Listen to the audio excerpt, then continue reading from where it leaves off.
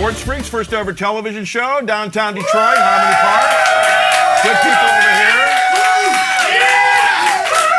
Stoney, Rob Parker, Mark Wilson, Eric Pate, Art Regner right over there for you. Risa's tweeting, and she says to me, she says, just make sure you say something again about Joe being in Rob's back pocket. So whatever. Joe Dumars.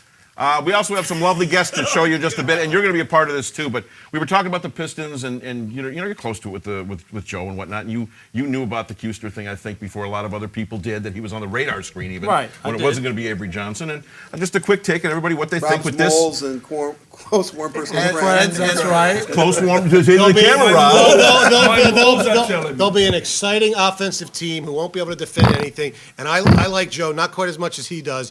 But since the signing of Antonio McDyess, unless Rodney Stuckey becomes as good as they think he is, Joe has done a horrible job the last 3 years. He did a great job up until 2005. I don't know how you say, seriously, somebody could do a horrible job. And listen, let me give it to you. Okay. All right, I'm going to break it down for you. When you go to the NBA Eastern Conference Finals and your point guard on 3 consecutive years lets those guys who beat him, Rondo in Boston, in Miami, White Chocolate, it was in Miami, and Boobie Gibson for Cleveland. I'm talking about the roster. What I'm trying to tell you is that they were in place to win or go to another championship. And Stoney, you saw it again. Listen, you saw it again this year with Chauncey Billups in the what? Western Conference Finals. I agree with that. But he gets you to that point. But tell me what But move, you keep saying they went to the Eastern Conference Finals. Tell me what move since the signing of Antonio McDyess that Joe Dumars did you said, man, that's a good move. But I'm telling you that they had a team in place that got to the Eastern Conference Finals. Which McDyess signing you talking about? Amir Johnson. Ooh, boy, great player. But Stoney, but you're saying the last 4 years they had the best record in the history of it. He hasn't done anything. No, that's not why they lost. The team was in place. They could have got. It had nothing. Okay. I'm trying to tell you, it had nothing to do with Flip Saunders. Everybody wanted to run him out of town. It was because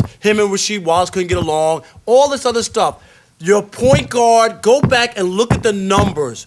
Chauncey Billups, the last 3 years, point guard now did not help you. That's all I'm saying. I think what was disappointing for me because I usually follow the Red Wings a lot more closely than the Pistons, but I watch and read and I try to get down there and I've gone to a lot of playoff games and with the NBA championship, San Antonio, so I've got a little bit of a feel for this.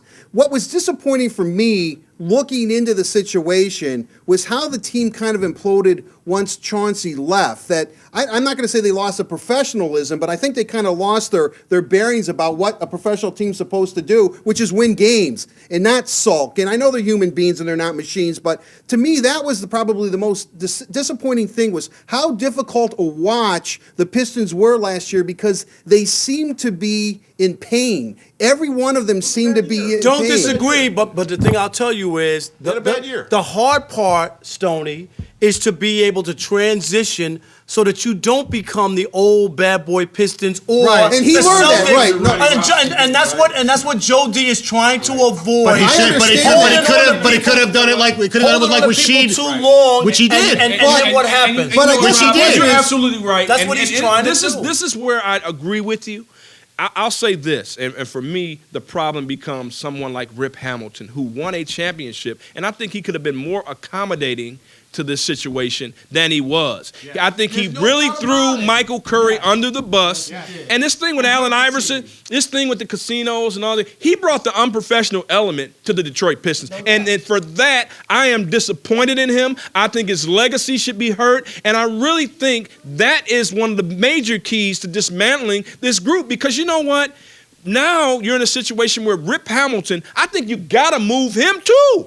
I don't think you keep this guy. I think they should have Rasheed and Tayshaun. Let me just say this, Tony. Let me just say this. That's all.